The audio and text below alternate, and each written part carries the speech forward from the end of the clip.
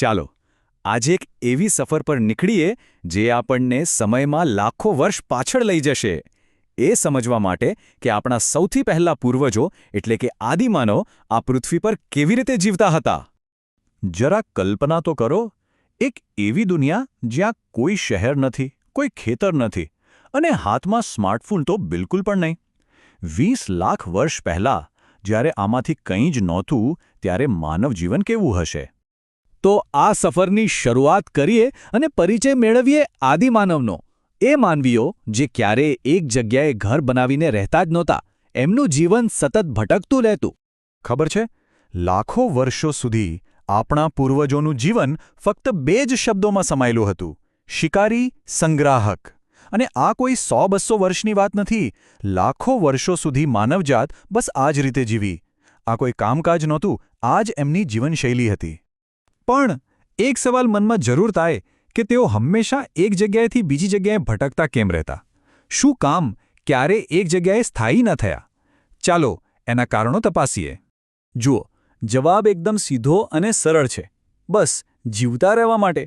વિચારો, જો કોઈ એક જ જગ્યાએ રહે તો ત્યાં આસપાસના ફળ, ફળાદી અને કંદમૂળ ખતમ થઈ જાય, એટલે ખોરાકની શોધમાં નવી જગ્યાએ જવું જ પડે।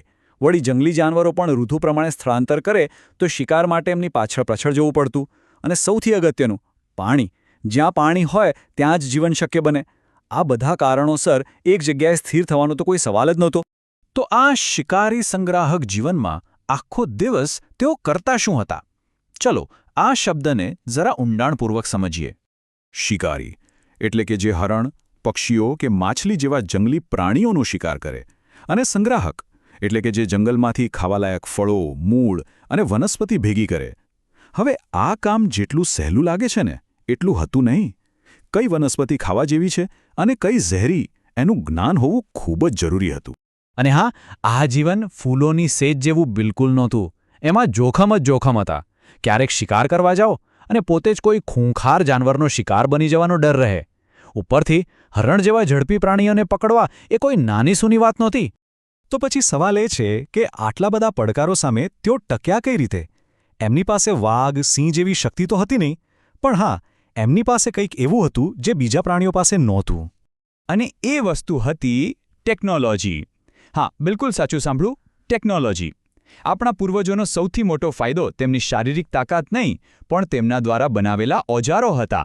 અને આ રહી એ જ જબરદસ્ત ટેકનોલોજી, તીક્ષ્ણ ધારવાળા પથ્થરો।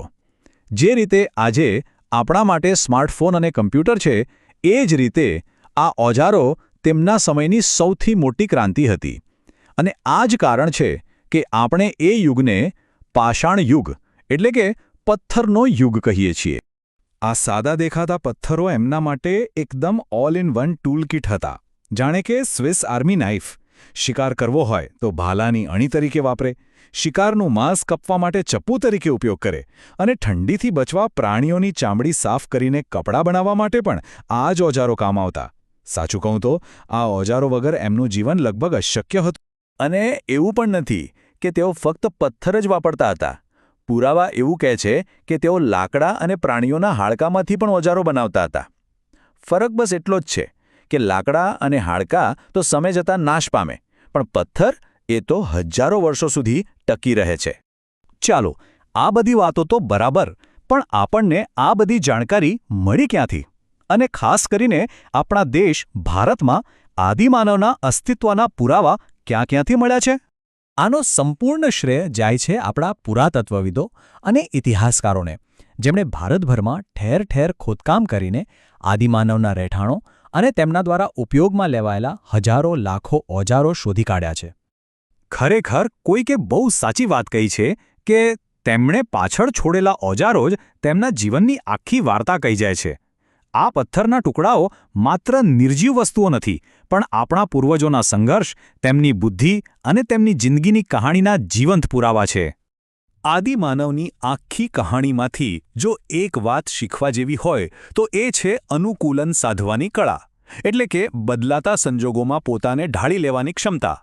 આ જ વાત આપણને વિચારવા પર મજબૂર કરે છે કે આજે આપણી પાસે પથ્થરના ઓજારો નથી, પણ આપણી સામે પણ નવા પડકારો છે। તો સવાલ એ છે કે આપણે આજના આધુનિક પડકારો સામે કઈ રીતે અનુકૂલન સાધી રહ્યા છીએ.